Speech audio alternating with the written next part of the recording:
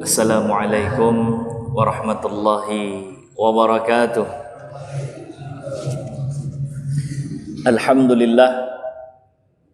Alhamdulillahi hamdan katsiran tayyiban mubarakan fih. Ashhadu an la ilaha illallah wa ashhadu anna sayyidana Muhammadan abduhu wa rasuluhu la nabiyya ba'dah. Allahumma salli ala sayyidina Muhammadin fil awwalina wal akhirin. Allahumma salli ala sayyidina Muhammadin fi kulli waqtin wa hin wa ba'd. Alhamdulillah, puja-puji syukur kita kehadirat Allah Rabbul Izzah.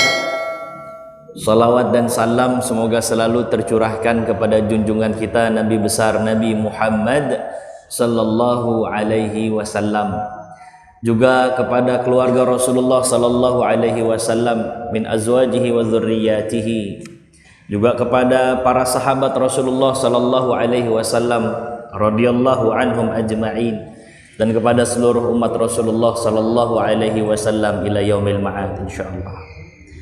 Jemaah yang dimuliakan Allah Subhanahu wa taala, insyaallah hari ini kita akan melanjutkan kajian Sirah An-Nabawiyah ya, merujuk kepada kitab Fiqhus Sirah An-Nabawiyah li Syekh Muhammad Sa'id Ramadan Al-Buti rahimahullah rahmatal abrar, yang kita juga tambahkan dari kitab-kitab yang lainnya tentu saja untuk melengkapi apa yang ada dalam Fiqhus Sirah An-Nabawiyah ini insyaallah.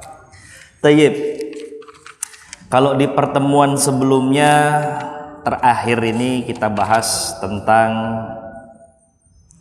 hijrah pertama di dalam Islam ya, hijrah ke Habasyah yang terjadi 2 kali itu, dengan segala dinamikanya, dengan segala polemik yang ada di sana ya. Kita akan melanjutkan pada malam hari ini bab tentang Amul Huzn ya, tahun kesedihan bagi Rasulullah sallallahu alaihi wasallam. Ada yang pernah dengar nggak istilah tahun kesedihan Rasul? Kalau sudah pernah, tahun keberapa itu? Jadi dalam kehidupan Rasulullah itu ada satu fase di mana Rasulullah sallallahu alaihi wasallam tuh sedih betul. Sampai tahun itu dinamakan tahun kesedihan, saking sedihnya Rasulullah sallallahu alaihi wasallam. Tahun kesedihan itu terjadi tahun berapa? Mungkin ada yang tahu coba. Hah? Ya? Ini jangan ngitung kancing ya.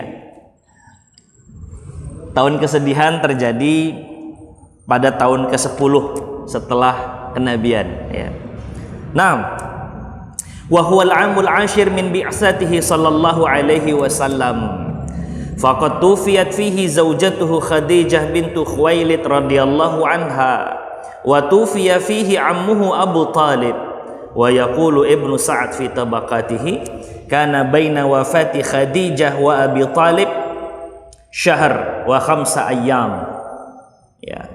Jadi tahun ke-10 ini tahun kesedihan bagi Rasulullah sallallahu alaihi wasallam, karena ada beberapa kejadian di dalamnya yang membuat hati Rasulullah sallallahu alaihi wasallam itu sedih. Yang pertama, wafatnya istri Rasulullah sallallahu alaihi wasallam, Sayyidah Khadijah radhiyallahu anha, tahun ke-10. Ya. Nggak lama berselang pamannya Abu Talib juga wafat. Ibnu Sa'ad dalam tabaqatnya mengatakan jeda antara wafatnya Khadijah dengan Abu Talib itu kurang lebih 1 bulan 5 hari, walaupun ada beberapa pendapat yang lain ya. Ini menurut pendapat Ibnu Sa'ad fi tabaqatihi, itu 1 bulan 5 hari ya. Wa qad kanat Khadijah radhiyallahu anha kama qala Ibnu Hisham, na'am, waziru sidqin 'alal Islam, yashkur rasulu ilaiha wa yajidu 'indaha anisah wa silwah. Amma Abu Talib faqad kana hirzan fi amrih wa kana nasiran lahu 'ala qaumih. Di mana enggak sedih? Sementara Sayyidah Khadijah radhiyallahu anha adalah orang-orang yang betul membackup Rasulullah sallallahu alaihi wasallam. Saat Rasulullah sallallahu alaihi wasallam ditekan oleh orang-orang Quraisy, kepada siapa Rasulullah lantas mengadu, menceritakan masalahnya? Tentu saja kepada istrinya Sayyidah Khadijah radhiyallahu anha. Dan tipikalnya Sayyidah Khadijah ini Masya Allah ya, menentram jiwa.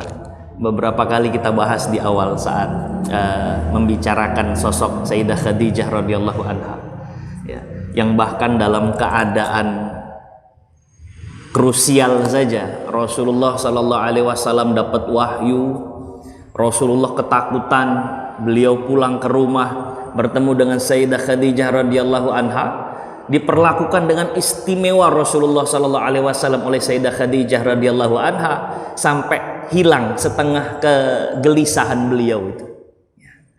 Jadi kalaulah istri beliau wafat, tentu saja membuat Rasulullah sallallahu alaihi wasallam ini sedih ya.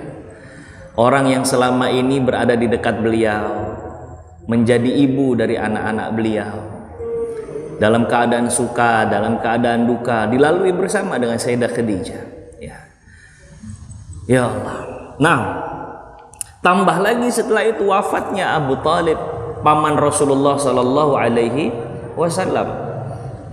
Orang yang juga membackup dakwahnya Rasulullah sallallahu alaihi wasallam, walaupun pamannya tidak beriman dengan apa yang dibawa oleh Rasulullah sallallahu alaihi wasallam. Tapi urusan apapun, ketika ini menyangkut masalah keselamatan Rasulullah sallallahu alaihi wasallam, pamannya selalu berada di garda terdepan untuk membela Rasulullah sallallahu alaihi wasallam. Ya, pamannya itu.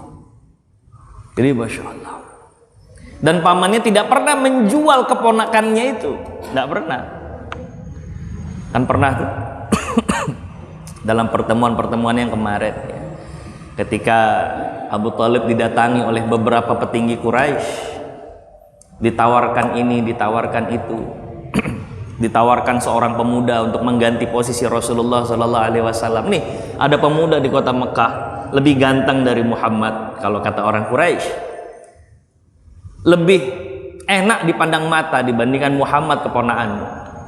Kau ambillah dia, kau angkat dia menjadi ponakan, kau serahkan Muhammad untuk kami Sallallahu Alaihi Wasallam. Tapi pamannya kan nggak mau kayak begitu. Enak betul kalian kasih anak kalian untuk aku besarkan, kalian ambil anakku untuk kalian bunuh. Mana mau saya, kata Abu Talib ya, kepada orang-orang Quraisy yang menawarkan itu. Selalu membela Rasulullah sallallahu alaihi wasallam, dan tentu saja kedua orang terdekat Rasulullah sallallahu alaihi wasallam ini cukup membantu dakwah Rasulullah sallallahu alaihi wasallam. Ya. Sayyidah Khadijah siapa yang nggak kenal kan? Bahkan sebelum menikah dengan Rasulullah sallallahu alaihi wasallam adalah orang yang terpandang. Mungkin nggak satu dua orang yang dibantu oleh Sayyidah Khadijah di kalangan orang-orang Quraisy. Maka kalaulah nanti orang Quraisy ingin menyakiti Rasulullah sallallahu alaihi wasallam, mungkin ada di antara mereka yang dulu pernah dibantu oleh Sayyidah Khadijah. Maka cukup bisa mengeremlah mereka itu untuk mengganggu Rasulullah sallallahu alaihi wasallam. Itu aja udah kelewat batas. Gimana kalau tidak ada Khadijah di sisi Rasulullah sallallahu alaihi wasallam? Pamannya Abu Talib juga begitu. Walaupun secara harta Abu Talib ini nggak sebanyak orang-orang atau petinggi-petinggi Quraisy yang lainnya. Sebut saja Abu Jahal, Amr bin Hisham, kaya, tiap malam dia itu pesta, motong kambing, setiap malam. Ya. Atau Umayyah bin Khalaf, atau Utbah bin Rabi'ah, atau nama-nama yang lain yang memang notabene mereka adalah orang-orang yang kaya secara materi. Tentu saja dihormati oleh orang-orang Quraisy yang lainnya. Tapi Abu Talib ini berbeda. Beliau dihormati karena memang kewibawaannya. Abu Talib paman Rasulullah sallallahu alaihi wasallam. Terlebih Abu Talib adalah putra Abdul Muttalib. Ya. Raisul Qaum. Petinggi Quraisy itu. Abdul Muttalib yang menemukan Zam-Zam. Yang satu Mekah itu berpangku kepada Zam-Zam itu. Kan Zam-Zam sempat hilang. Kita pernah ceritakan itu ketika bahas masalah Zam-Zam kemarin. Yang nemuin Abdul Muttalib. Nah, Abu Talib adalah putra dari Abdul Muttalib. Maka Orang-orang pun sungkan lah kalau mengganggu Rasulullah, sementara Abu Thalib masih berada membackup Rasulullah Sallallahu Alaihi Wasallam. Nah, dua orang terdekat Rasulullah Sallallahu Alaihi Wasallam wafat. Sebagian menceritakan ini adalah efek dari al-hisar al-iqtisadi. Ketika kemudian orang-orang Quraisy itu membaikot Rasulullah Sallallahu Alaihi Wasallam dan orang-orang yang bersama Rasulullah secara ekonomi, tidak diperkenankan untuk melakukan jual beli, nggak boleh untuk menikahkan, nggak boleh untuk bersosialisasi. Bahkan mereka nggak punya asupan makanan yang bisa masuk ke dalam lingkungan mereka itu, orang Rasulullah dan orang-orang yang berada di dekatnya. Ini cukup membuat menderita sebenarnya. Salah satu efeknya adalah sakitnya kedua orang terdekat Rasulullah ini. Keterusanlah sampai keduanya wafat, dipanggil Allah Subhanahu wa ta'ala. Jadi sakitnya keterusan. Makan nggak teratur jelas. Kita makan nggak teratur asam lambung. Ini 3 tahun ini lamanya. Makannya nggak jelas. Terkadang mereka makan rerumputan. Masya Allah. Ya. Ada nggak orang makan rerumputan? Ada. Bahkan saudara-saudara kita itu, saya sempat ngelihat videonya ya Allah, entah di Syria atau mungkin di tempat yang lain itu. Tapi yang jelas di negara Timur Tengah sana. Ya. Karena perang itu ya Allah. Apa yang kau makan? Saya makan rumput saja. Ya Allah, salli ala Muhammad. Ya. Itu berlanjut sampai 3 tahun lamanya. Jadi tidak heran ada orang-orang yang mungkin fisiknya pun terganggu, keterusan sakitnya. Salah satunya adalah kedua orang terdekat Rasulullah Sallallahu Alaihi Wasallam, Khadijah radhiyallahu anha dan Abu Thalib. Ya. Dan tentu saja sedih untuk Rasulullah Sallallahu Alaihi Wasallam, terlebih pamannya itu tidak sempat bersyahadat mengucap la ilaha illallah Muhammadur Rasulullah. Detik-detik menjelang wafatnya pamanda Abu Thalib ini diceritakan dalam beberapa riwayat. Rasulullah Sallallahu Alaihi Wasallam begitu mendengar berita bahwa pamannya dalam keadaan sakaratul maut, menyegerakan diri untuk datang ke rumah pamannya. Ternyata keduluan oleh Abu Jahal dan Abdullah ibnu Abi Umayyah. Keduluan dua orang Quraisy. Ternyata mereka meyakinkan Abu Thalib untuk berpegang teguh dengan agamanya. Rasulullah Sallallahu Alaihi Wasallam datang panikan. Karena kalaulah kemudian Rasulullah tidak berhasil untuk mengajak pamandanya masuk ke dalam agama Islam, tentu hari terakhir melihat pamandanya itu adalah hari terakhir Rasulullah membersamai pamannya. Karena kalau tidak sempat syahadat, maka di akhirat gak akan pernah berada dalam satu tempat sampai akhir. Maka Rasulullah Sallallahu Alaihi Wasallam berkata kepada pamannya, "Ayya ami, qul la ilaha illallah kalimatun ahaju laka biha indallah." Paman, ayo paman, ngomong la ilaha illallah saja paman. Paman, ngomong la ilaha illallah paman. Inilah yang nanti akan menjadi hujah aku di hadapan Allah Subhanahu wa ta'ala, bahwa engkau telah bersyahadat wahai paman. Tapi nyatanya ini Abu Jahal sama Abdullah bin Abi Umayyah mempengaruhi Abu Jahal. Dibisikinya terus Abu Jahal ini, Abu Thalib oleh Abu Jahal dan juga Abdullah ibnu Abi Umayyah. Atarghabu an millati Abdul Muttalib? Apakah kamu nggak senang dengan agama yang dibawa sama bapak kamu Abdul Muttalib? Apa kamu nggak senang dengan agama yang dipegang teguh oleh kakek, oleh ayahmu Abdul Muttalib? Kamu nggak suka sama agama ayahmu? Begitulah kurang lebih. Lah kita Pak, kalau udah dibawa-bawa orang tua itu apa nggak goncang kita? Kamu nggak senang sama agama ayah kamu Abdul Muttalib? Atarghabu an millati Abdul Muttalib? Maka qala Abu Thalib mengatakan, ala millati Abdul Muttalib. Iya. Aku tetap berada di bawah agamanya atau apa yang diyakini oleh Abdul Muttalib. Qala Nabi sallallahu alaihi wasallam, wallahi demi Allah, la astaghfiranna laka ma lam uta'anka. Demi Allah, aku akan beristighfar untukmu wahai paman, dari apa yang belum engkau dapatkan. Ini syahadat itu setelah pamandanya wafat. Jadi pamandanya wafat, Rasulullah tidak sempat untuk membawa pamannya bersyahadat. Tentu ini sedihnya jadi double-double. Pertama karena memang ditinggal oleh pamannya yang selama ini selalu membackup dakwahnya Rasulullah Sallallahu Alaihi Wasallam. Yang kedua, pamannya tidak sempat mengucap la ilaha illallah.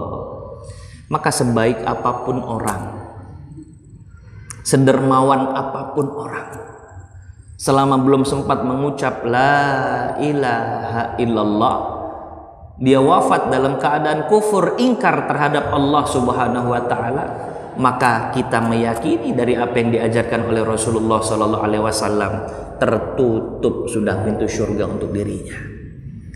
Maka hari terakhir itulah di mana Rasulullah sallallahu alaihi wasallam bertemu dengan pamannya. Ya Allah, apa enggak sedih itu?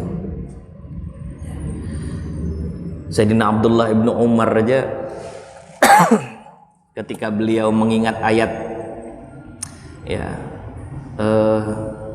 tentang orang-orang yang nanti di akhirat itu di neraka manggil-manggil keluarga yang ada di surga, an afidu alaina minal ma au mimma razaqakumullah. Orang-orang itu berkata kepada keluarganya atau siapapun yang dia kenal itu, yang di neraka berkata kepada yang di surga, tolong kasih kami minum, kasih kami rezeki dari apa yang Allah berikan kepada kalian. Tapi lantas kemudian orang-orang yang ada di surga bilang, pengen sih ngasih tapi kan tidak bisa, pengen ngasih tapi Allah melarang kami untuk memberikan kalian makan. Kita pengen ngasih tapi innallaha harramahu ma'alal kafirin, Allah nggak ngasih.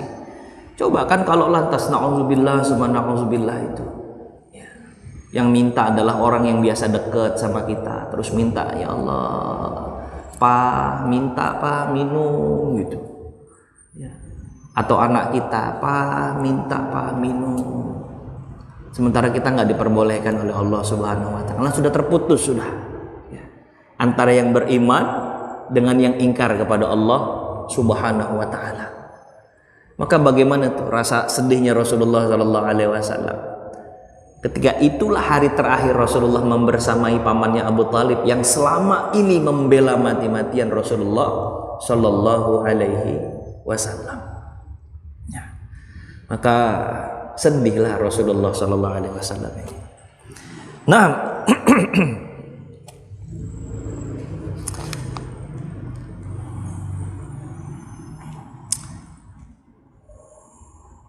yaqulu Ibnu Hisham, falamma halaka Abu Talib nalat Quraisy min Rasulillah sallallahu alaihi wasallam minal adza ma lam takun tatma' bihi fi hayati Abi Talib hatta i'taradahu safih min sufaha'i Quraisy fanafara ala ra'sihi turaban wa dakhala Rasulullah sallallahu alaihi wasallam baitahu wa turab ala ra'sihi faqamat ihda banatihi faja'alat taghsil anhu turab wa hiya tabki wa Rasulullah sallallahu alaihi wasallam yaqulu laha la tabki ya bunayyati fa innallaha mani'un abak. Diriwayatkan dari riwayat Ibnu Ishaq dalam Tarikh Tabari. Begitu kemudian pamanda Rasulullah sallallahu alaihi wasallam wafat ini, orang Quraisy kan senang, orang Quraisy sudah nih, udah nggak ada lagi pembelanya Rasulullah ini, pembelanya Muhammad sudah tidak ada, Abu Talib tidak ada, Khadijah tidak ada. Maka makin kuatlah gangguan orang-orang Quraisy kepada Rasulullah sallallahu alaihi wasallam. Makin leluasa mereka untuk menyiksa Rasulullah sallallahu alaihi wasallam. Mereka hinakan Rasulullah sallallahu alaihi wasallam. Lawang udah nggak ada backupnya kok. Enak dah. Enak sudah. Makin senang mereka, leluasa mereka mengganggu Rasulullah sallallahu alaihi wasallam. Sampai kemudian beberapa orang-orang pembenci Rasulullah sallallahu alaihi wasallam sangat berani untuk menyakiti Rasulullah sallallahu alaihi wasallam. Pernah satu waktu Rasulullah sallallahu alaihi wasallam sedang ibadah, itu ditaruh debu di atas kepalanya Rasulullah sallallahu alaihi wasallam. Riwayat lain yang menyatakan ada ditaruh kotoran-kotoran hewan itu di atas kepalanya Rasulullah. Bahkan ditaruh jeroannya hewan itu di atas kepalanya Rasulullah sallallahu alaihi wasallam. Begitu pulang tinggal sisanya lah anak-anak beliau, putri-putri beliau radhiyallahu anhum ajma'in, yang menyaksikan ayahnya pulang dalam keadaan kotor, ayahnya pulang dalam keadaan bau, ayahnya pulang dalam keadaan yang tidak enak dipandang mata itu. Dan terbayang di benak wajah anak-anaknya itu kan, ayahnya tuh pulang dari Masjidil Haram sampai ke rumah itu ditertawakan sama orang, kemudian dijauhi oleh orang-orang. Apa ndak sakit anak yang cinta sama ayahnya melihat keadaan ayahnya seperti itu? Ya. Maka hanya bisa menangisilah anak-anaknya itu. Ihda banati Rasulullah sallallahu alaihi wasallam. Ketika salah satu lagi mau ngebersihin kotoran yang ada di badan ayahnya itu, nangislah anaknya itu. Ya. Nangis. Tapi Rasulullah sallallahu alaihi wasallam mencoba untuk menguatkan. Jadi masya Allah, apa kata Rasulullah? La tabki ya bunayati fa innallaha mani'un aba. Udah, nggak usah nangis, nggak usah nangis. Ayah kamu tuh udah dijagain sama Allah, nggak usah nangis sudah. Itulah apa yang dikuatkan ya dari lisan Rasulullah sallallahu alaihi wasallam kepada anak-anaknya. Jadi kita begitu, Bang. Kalau ada satu kepahitan hidup dalam hidup ini, kalau bisa jangan sampai orang rumah yang lain ikut merasakan pahitnya hidup kita. Cukuplah kita yang meminta kepada Allah agar Allah keluarkan kita dari kondisi yang tidak baik. Tapi jangan lantas kemudian kita bawa-bawa tuh aura-aura negatif, keputusasaan kita bagi kepada istri kita, kepada anak kita, apalagi sampai kita berputus asa di hadapan anak-anak kita. Jangan. Tapi kuatkan mereka, udah tenang, kita udah dijamin sama Allah. Ya. Ini pelajaran Rasulullah sallallahu alaihi wasallam dahsyat betul. Udah. La tabki, jangan nangis. Innallaha mani'un abad. Dibesarkan hati anak-anak putri-putri Rasulullah sallallahu alaihi wasallam dengan kalimat-kalimat positif itu. Ya. Ini kalau kita ngikutin hayatu Rasulullah sallallahu alaihi wasallam, maka pelajaran-pelajaran itu indah betul ketika bisa diterapkan dalam kehidupan sehari-hari itu. Nah, walaqad atlaqa an-nabiy sallallahu alaihi wasallam ala hadzal 'am ism 'amul hazan atau 'amul huzn li shiddati ma kabada fihi min asy-syada'id fi sabilid da'wah. Maka tahun itu Rasulullah menamakan sebagai tahun kesedihan ya, karena saking beratnya beban yang diterima oleh Rasulullah sallallahu alaihi wasallam. Baik, al-ibar wal izat, pelajaran-pelajaran ini penting ya. Yang pertama, kenapa Rasulullah sallallahu alaihi wasallam ini ditakdirkan oleh Allah Subhanahu wa taala untuk kehilangan orang-orang yang dia cintai? Mal hikmatu fi ayyata'ajjal qada Allah taala fi istilabi Abi Thalib minal hayah. Ya. Wa ma'lum annahu qad kana yahmir Rasul qadral imkan min katsirin minal masaib wasyada'id. Hikmahnya apa sih? Kok Abu Thalib cepat banget diambilnya gitu ya. Rasulullah sallallahu alaihi wasallam baru tahun ke-10, Abu Thalib udah dipanggil duluan oleh Allah Subhanahu wa taala ya. Kemudian juga istrinya Sayyidah Khadijah radhiyallahu anha, padahal Sayyidah Khadijah lah yang meringankan beban dan penderitaan Rasulullah sallallahu alaihi wasallam ya. Yang pertama, kenapa kemudian Abu Thalib dipanggil oleh Allah duluan cepat sekali? Karena kalaulah Abu Thalib terus membersamai Rasulullah sallallahu alaihi wasallam sampai nanti Rasulullah sallallahu alaihi wasallam mendapatkan kejayaannya, dengan hijrahnya ke kota Madinah, menghimpun kekuatan di kota Madinah sampai berhasil nanti membebaskan kota Makkah. Kalau Abu Thalib terus berada di samping Rasulullah Sallallahu Alaihi Wasallam, niscaya orang-orang akan mengatakan, oh Muhammad ini berhasil karena Abu Thalib. Kalau bukan karena Abu Thalib, Muhammad nggak bisa begitu. Ini bisanya Muhammad kayak begini karena dibela oleh Abu Thalib.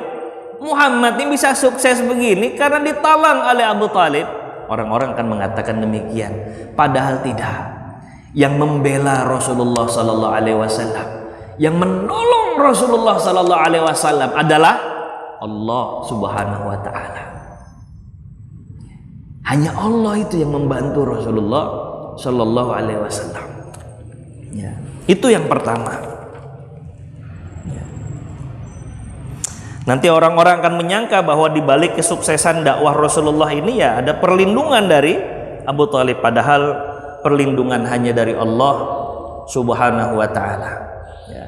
Annal himayata wal inayata wan nasr innama ya'ti kullu dzalika minallahi azza wa jalla. Ya. Pertolongan itu semua datangnya dari Allah Subhanahu wa taala. Terus yang kedua, laisa ma'nal ismah minan nas, bukannya dibela itu bukannya Rasulullah Sallallahu Alaihi Wasallam nggak mendapatkan azab, Rasulullah nggak mendapatkan dirinya disakiti, bukan begitu maksudnya. Katanya Allah membela, katanya Allah menjaga Rasulullah Sallallahu Alaihi Wasallam. Bahkan dalam surah Al-Maidah disebutkan, wallahu ya'simuka minan nas, Allah membela dirimu, menjaga dirimu dari godaan manusia. Tapi kok Rasulullah masih disakitin sih? Berarti Allah nggak bisa dipercaya dong omongannya. Bukan begitu. Maksudnya wallahu ya'simuka minan nas, Allah menjaga dirimu dari orang-orang itu adalah bukannya menjaga tanpa siksa, tapi Allah memberikan perlindungan dari pembunuhan yang dapat menghentikan dakwah Rasulullah Sallallahu Alaihi Wasallam. Maksudnya itu. Ya. Jadi walau bagaimanapun Rasulullah akan dijaga itu hayatnya oleh Allah. Ya.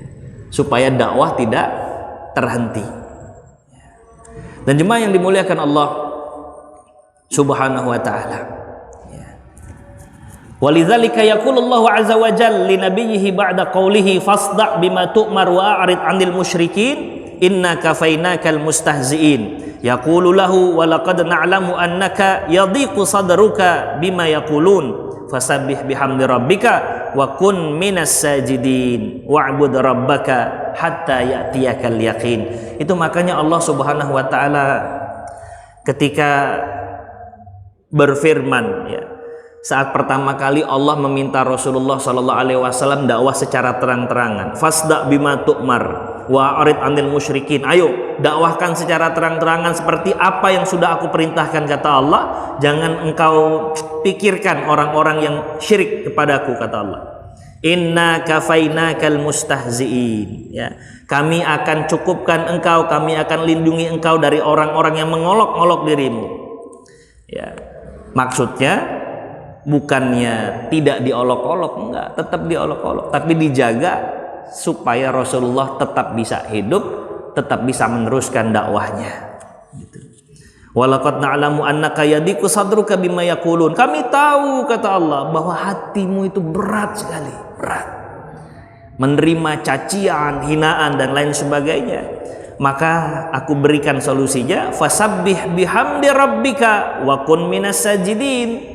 Tetaplah engkau bertasbih kepadaku, kata Allah, ya, dan tetaplah engkau letakkan dahimu bersujud kepadaku, kata Allah. Wa'bud rabbaka hatta ya'tiyakal yaqin. Teruslah lakukan itu, beribadah kepadaku sampai datang kematian kepadamu. Ya. Jadi ayat itu menggambarkan bahwa Rasulullah juga akan tetap diolok-olok, tapi Rasulullah dijaga, maksudnya Rasulullah Sallallahu Alaihi Wasallam tidak terbunuh, sehingga terhentilah dakwah Rasulullah Sallallahu Alaihi Wasallam. Ya. Kemudian selanjutnya jemaah yang dimuliakan Allah Subhanahu Wa Taala, kisah Rasulullah yang berat ini ketahuilah, ya, bahwa Ini menjadi pembelajaran buat orang-orang yang berada di jalan dakwah, bahwa apa yang Rasulullah SAW rasakan itu tidak ada yang lancar kayak jalan tol, nggak ada hambatan, nggak ada. Justru yang paling banyak hambatan dalam berdakwah adalah Rasulullah SAW. Sehingga orang-orang yang berdakwah setelah Rasulullah SAW tidak punya alasan untuk mengatakan kenapa kok dakwahnya berat banget ya. Nggak ada alasan itu. Karena kalaulah nanti dikomparasi antara apa yang kita rasakan dari para pendakwah ini dengan apa yang Rasulullah rasakan Sallallahu Alaihi Wasallam, demi Allah nggak ada seujung kukunya ini dakwah kita ini. Nah, kalau ada kesulitan dalam berdakwah, ya Allah, mudah-mudahan Allah lancarkan kita dalam berdakwah. Karena semuanya kan pendakwah. Setidaknya kita mendakwahi keluarga kita gitu.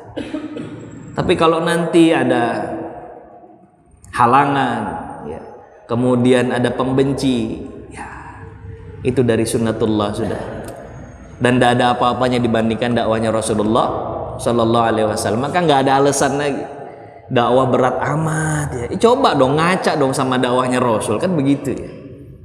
Dakwah kita tidak ada apa-apanya. Jadi masya Allah ya. Kemudian jemaah yang dimuliakan Allah Subhanahu Wa Taala, selanjutnya perlu digarisbawahi bahwa banyak orang menyangka anna ba'dhan nas yahsabuna anna sababa tasmiyatir rasul hadzal amal hazan atau amal huzn innama huwa mujarrad fuqdani Rasulillah sallallahu alaihi wasallam li ammihi Abi Talib wa zaujatihi Khadijah bint Khuwailid. Orang-orang nyangka Rasulullah Sallallahu Alaihi Wasallam sampai namain tahun ke-10 di mana beliau ditinggalkan oleh istri dan pamannya itu karena sebab itu. Jadi orang-orang tuh nyangkanya itu amul huzn, tahun kesedihan. Kenapa tahun kesedihan? Karena Rasulullah ditinggal sama pamannya, Rasulullah ditinggal sama istrinya. Betul, tapi itu bukan alasan satu-satunya, bukan.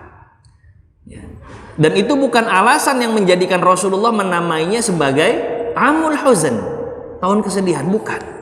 Tapi wal waqi anna hadza khata'un fil fahmi wat taqdir. Ya, ini agak salah pemahamannya. Fan nabiyyu sallallahu alaihi wasallam lam yahzan ala firaqi ammihi wa firaqi zawjihi dzalikal hazan asyadid. Rasulullah sedih, iya, tapi nggak sebegitunya Rasulullah sedih ditinggal oleh kedua orang tercintanya tadi. Kalau sama Sayyidah Khadijah, Rasulullah nggak khawatir. Kenapa? Rasulullah tahu bahwa nanti Allah akan mengumpulkan dengan Sayyidah Khadijah nanti pada saatnya di akhirat kelak, di surganya Allah Subhanahu Wa Taala. Dan ini jadi pembelajaran buat kita semua jemaah yang dimuliakan Allah. Kita tidak bisa untuk menghalang-halangi orang diambil oleh Allah satu demi satu silih berganti dari orang-orang yang dekat dengan kita. Tapi bagi kita yang mengimani Allah Subhanahu Wa Taala, iman kepada hari akhir, ketahuilah bahwa kita ini semua akan kembali tanpa terkecuali. Yang membedakan hanya jam keberangkatannya saja. Jadi kalau kita udah ditinggal duluan sama orang-orang yang kita kasihi, sudah. Itu cuma beda jam keberangkatan saja. Kalau sama-sama tujuannya, enggak usah khawatir. Kita sama-sama punya tujuan ke Jogja. Sebagian dari keluarga kita yang kita cintai punya jam penerbangan duluan. Mereka berangkat jam 7. Tapi enggak usah khawatir. Selama sama-sama tujuannya Jogja, mungkin kita yang jam 9, mungkin kita yang jam 11, mungkin kita yang jam 5. Tapi kalau tujuannya sama, enggak usah khawatir. Maka sesedih-sedihnya Rasulullah ditinggal istri beliau atau mungkin orang-orang terdekat beliau, cepat healingnya. Kenapa? Rasulullah paham betul bahwa ini hanya masalah jam keberangkatan saja. Sementara hidup di dunia itu cepat sekali. Ya. Ma'ana ila karakibin istazalla tahta syajaratin summa roha fatarakaha. Sebentar ke orang kita kayak orang lagi transit saja. Au kama qala Rasulullah sallallahu alaihi wasallam. Tapi yang menjadikan sedih Rasulullah adalah kekhawatiran Rasulullah sallallahu alaihi wasallam. Ma'aqaba wafatihima min inghilakin mu'azzamin abwab ad-da'wah al-islamiyah fi wajhihi Rasulullah malah yang buat Rasulullah sedih ini bayangan akan tertutupnya semua pintu dakwah selepas wafat keduanya. Itu yang sebenarnya bikin Rasulullah tuh sedih, berkeping-keping, hancur hatinya, sehingga menamakan tahun itu sebagai Amul Hazan, tahun kesedihan. Jadi bukan perkara ditinggal itu sedih iya, tapi bukan menjadi satu-satunya sebab. Enggak. Justru itu hanya sepenggal kecil saja menjadi sebabnya Rasulullah sedih pada tahun itu. Tapi penamaan Amul Huzan itu disebabkan ma'aqaba wafatihima min inghilaqin mu'azzamin abwab ad-da'wah al-islamiyah fi wajhihi. Rasulullah ngebayangin ketutup dong nih semua pintu dakwah selepas wafatnya kedua orang tercinta Rasulullah Sallallahu Alaihi Wasallam. Ya. Sudah dipanggil sama waktu. Taib, ala kulli hal, itu beberapa pelajaran yang bisa kita ambil dari kisah tahun ke-10, tahun kesedihannya Rasulullah Sallallahu Alaihi Wasallam. Mudah-mudahan yang singkat ini memberikan pelajaran untuk kita semua, insya Allah. Terima kasih banyak. Mohon maaf kalau banyak salah dan khilafnya. Allahu waliyut taufiq, wallahu khairul musta'an. Sama-sama kita tutup dengan kafaratul majlis. Subhanakallahumma wa bihamdika asyhadu an la ilaha illa anta astaghfiruka wa atubu ilaihi. Wassalamualaikum warahmatullahi wabarakatuh.